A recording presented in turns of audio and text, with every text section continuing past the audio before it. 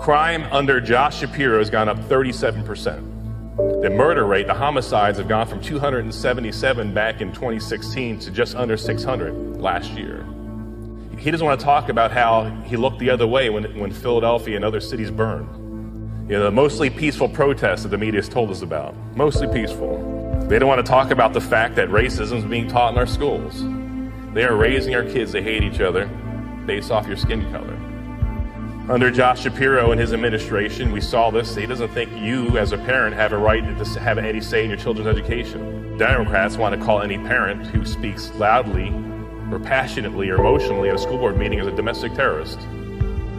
They don't want to talk about cancel culture and about taking your First Amendment rights. They don't want to talk about the mandates in COVID and the shutdown. They want us to forget that. Many of you had to sit through that horror of trying to communicate with your loved ones through glass windows. And we held several rallies for these dear loved ones on the steps of the Capitol. They don't want to talk about how Tom Wolfe, you remember, he came out in Philadelphia on the 3rd of June, 2020. He gave that speech. You can gather in groups of 25 or less, but if 26 come together, COVID shall smite you down. Literally the next day in Harrisburg on the 4th of June, there he is marching in defiance of his own edicts with thousands of people at a BLM rally with a Blue Lives Matter sign behind his head, while he's protected by 2 plainclothes state police officers. They don't want to talk about how they blocked every independent investigation we try to launch into the 2020 and 2021 elections.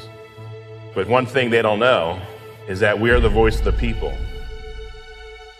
I don't see anyone extreme in this room here. I just see Americans that love their country and want to hand over their country a little bit better than how they got it from their mom and dads.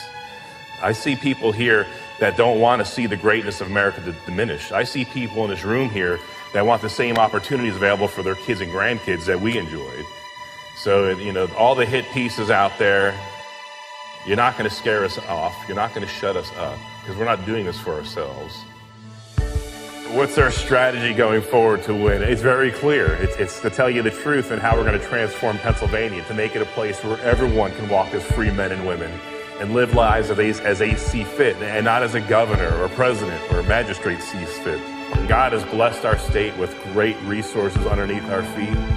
So the first thing here is opening up our energy sector. On day 1, on 17 January next year, we're going to be out of the Regional Greenhouse Gas Initiative. Day 1, it's done, it's over. We're going to open up our energy reserves here and bring prosperity to our state like you've never seen before.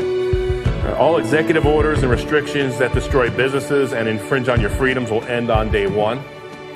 I'll roll back the regulations to get government off your backs, out of your wallets. Right now in Pennsylvania, we have 153,000 state regulations. I will hold state officials accountable for enforcing the law and prosecuting crimes. I will have the backs of our men and women in uniform, our first responders and police and law enforcement. Under Mastriano, critical race theory will be done on day 1. There'll be no more jabs for jobs. In other words, your livelihood will not depend on a government-mandated vaccine. And under Mastriano, we will ensure that Pennsylvania elections are free and fair. We're going to bring freedom and safety back to Pennsylvania, not just for Republicans, but for all men and women in our state. We are the birthplace of our nation. Pennsylvania, we're the seed of the nation, as William Penn said in 1682. Where the light of liberty was lit in 1776. That's Pennsylvania. What a legacy we have here.